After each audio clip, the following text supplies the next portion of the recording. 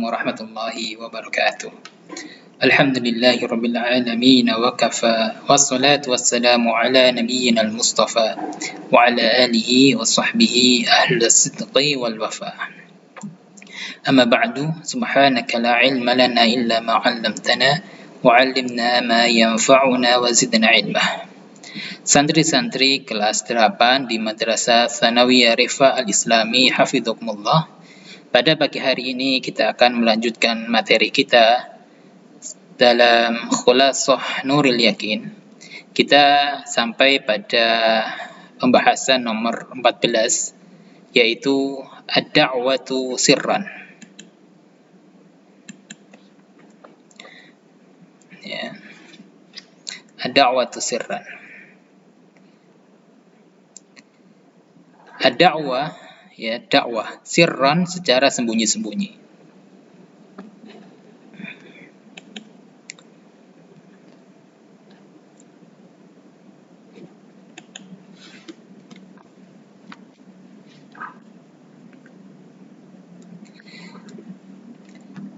Bada an-nabiy sallallahu alaihi wasallam bid-da'wati sirran lamma nazala alaihi a'udzu billahi minasyaitonir rajim. Bismillahirrahmanirrahim. Ya ayyuhal muddatsir qum fa'anzir wa rabbaka fakabbir wa thiyabaka fatahhir warrujza fahjur wa la tamnun tastakthir wa li rabbika fasbir. Dakwah sembunyi-sembunyi. Pada 2 pertemuan yang lalu kita telah membahas tentang permulaan turunnya wahyu. Dimulai dari mimpi yang nyata, kemudian Jibril turun kepada Rasulullah SAW dengan membawa wahyu yang pertama, yaitu Iqra bismi rabbikal ladzi khalaq, ayat Al-Alaq ayat 1 sampai dengan ayat 5. Kemudian Rasulullah SAW pulang ke rumah dalam kondisi ketakutan, dalam kondisi gemetar, karena beliau baru saja mengalami peristiwa yang belum pernah beliau rasakan sebelumnya. Kedatangan seorang makhluk, ya, kedatangan malaikat, ya, yang mendekap beliau dengan begitu kencang, ya, dan beliau tentunya takut, gelisah terhadap apa yang beliau alami pada peristiwa itu. Kemudian beliau pulang ke rumah dan bertemu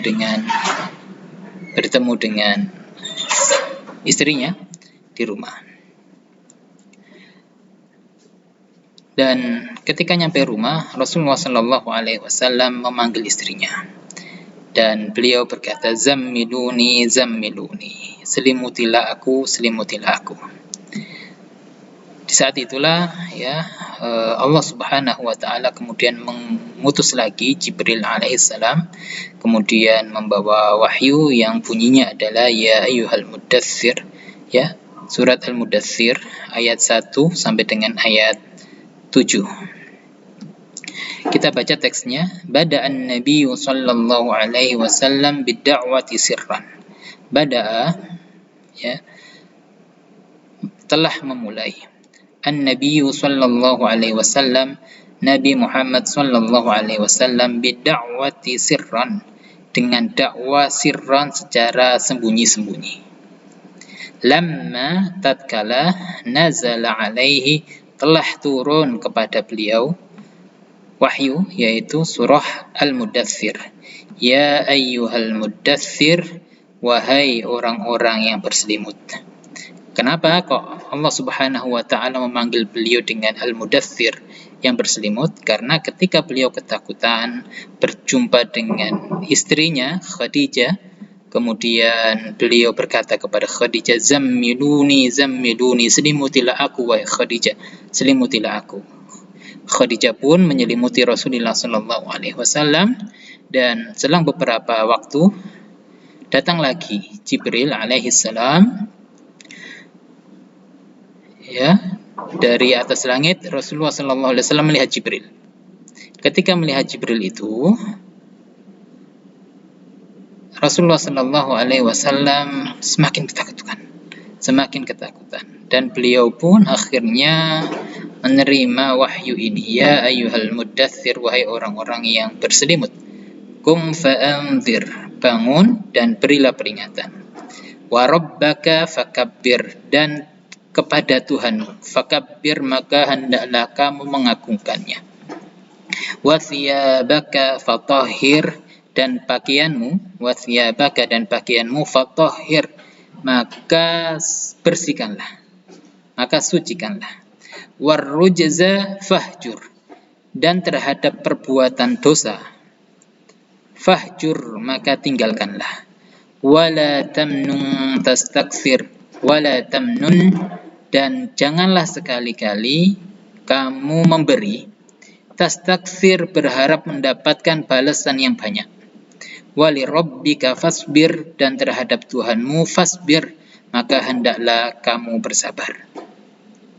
Setelah menerima wahyu surat Al-Mudaththir ini, artinya Rasulullah SAW mendapatkan perintah dari Allah Subhanahu wa Ta'ala untuk melaksanakan dakwah secara sembunyi-sembunyi. Apa maksudnya sembunyi-sembunyi? Maksudnya adalah berdakwah dengan tidak frontal secara umum, misalkan di depan keramaian di pasar Uqas atau di depan Ka'bah, yang dimana Ka'bah pada waktu itu sangat ramai sekali. Tidak. Dakwah yang sembunyi-sembunyi yang dimaksud di sini adalah Rasulullah SAW berdakwah ke kerabat terdekatnya. Kita baca kelanjutannya. Fada'a ahla baitihi, maka beliau da'a, menyeru, ahla baitihi, orang-orang yang ada dalam rumahnya, yaitu keluarganya. Wa man yathiqu bihi min asdiqaihi, dan man, siapa saja, yathiqu bihi, yang prospek ya dengan beliau, min asdiqaihi, dari teman-teman beliau, alladzina ya'taqiduna sidqahu, yang mana teman-teman itu, ya'taqiduna, mereka mempercayai, sidqahu, kejujuran beliau. Jadi objek pertama dakwah Nabi secara sembunyi-sembunyi adalah berdakwah kepada kaum kerabatnya, istrinya, ya, kemudian orang-orang yang ada dalam rumahnya, meliputi budak beliau Zaid ibnu Haritha, kemudian juga kepada sepupu beliau yang tinggal bersama beliau, yaitu Ali ibni Abi Thalib, dan juga kerabat dekat lainnya. Setelah kerabat dekat itu diberi dakwah oleh Rasulullah SAW, Rasulullah kemudian memilah di antara teman-teman beliau yang paling percaya terhadap beliau dan memiliki prospek bahwa teman-teman ini nanti akan mempercayai beliau, maka beliau pun berdakwah kepada teman-teman ini. Di antaranya ya Abu Bakr As-Siddiq, ya Abu Bakar. Kemudian teman-teman yang lain. Alladzina ya'taqiduna sidqahu, yang mana mereka itu mempercayai kejujuran Rasulullah SAW. Kita lanjutkan. Da'ahum ila ibadatillahi wahdah. Rasulullah Muhammad SAW da'ahum, menyeru, mereka, ya, menyuruh keluarganya, menyuruh teman-temannya, ila ibadatillahi wahdah, menyuruh kepada apa? Kepada beribadah kepada Allah wahdahu, semata. Warra'fati bin nas, dan berlaku lemah lembut, bin nasi, terhadap manusia. Wal ittihad, dan juga menyerukan persatuan. Wa tarkil harbi, dan menyerukan juga agar meninggalkan peperangan. Kenapa Rasulullah SAW menyeru 4 hal ini? Pertama, yang paling pokok adalah menyeru kepada agar beribadah kepada Allah Subhanahu wa Ta'ala semata. Orang-orang Arab, sebagaimana yang sudah kita pelajari kemarin, halatul Arab qabla al-Islam, kondisi orang Arab sebelum Islam, mereka itu mempercayai bahwa Tuhan itu adalah Allah Subhanahu wa Ta'ala, akan tetapi dalam pelaksanaan ibadahnya mereka memerlukan perantara, yaitu berhala-berhala itu. Dan Rasulullah SAW ya berdakwah, memberikan penjelasan kepada keluarganya, teman-temannya, bahwa Allah Subhanahu wa Ta'ala itu tidak perlu diperantarai. Allah itu dekat, ya.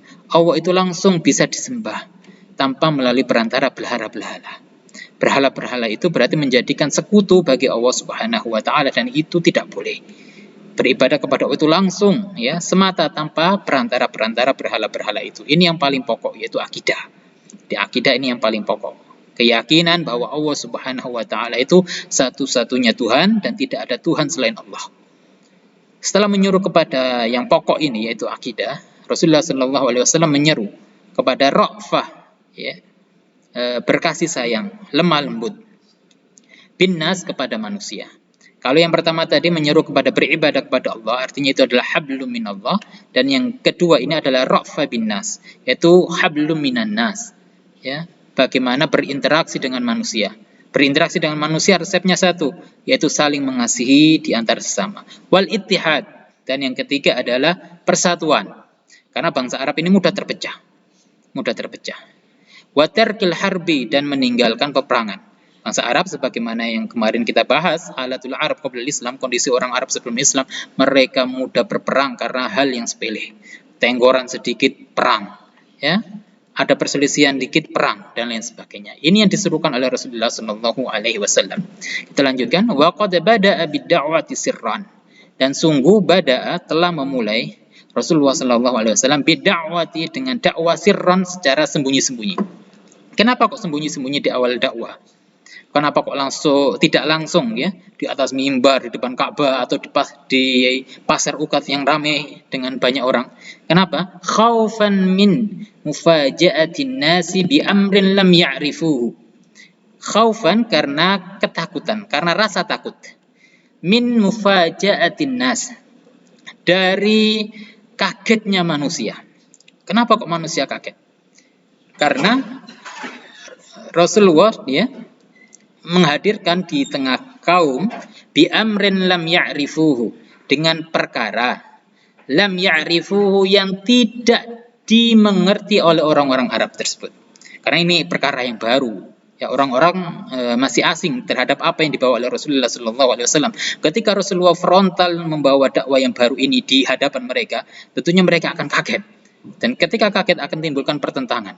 Nah, Rasulullah tidak menginginkan itu, makanya dimulai dari dakwah yang pelan, yang secara diam-diam ke kerabat, ke teman, nanti akan lanjut ke temannya teman dan lain sebagainya, sehingga dakwah ini akan besar dengan sendirinya. Sehingga banyak pembahasan, banyak orang mengetahui, banyak orang mendengar, sehingga ketika nanti Rasulullah berdakwah secara terang-terangan, telinga mereka tidak asing, ya, pengetahuan mereka sudah ada.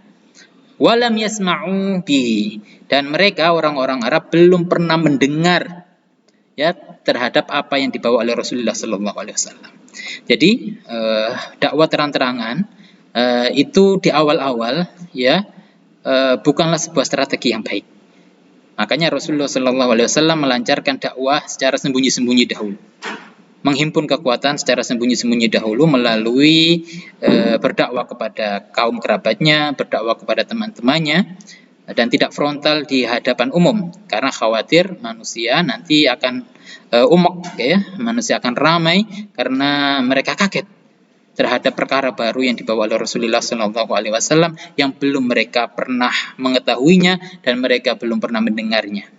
Itu pelajaran kita pada pagi hari ini. Semoga Allah Subhanahu wa taala memberikan kita pemahaman dan kita mendapatkan ilmu yang manfaat dan ilmu yang barokah. Dan kita tutup pertemuan kita pada pagi hari ini dengan doa kafaratul majlis. Subhanakallahumma wa bihamdika asyhadu an la ilaha illa anta astaghfiruka wa atubu ilaik. Wassalamualaikum warahmatullahi wabarakatuh.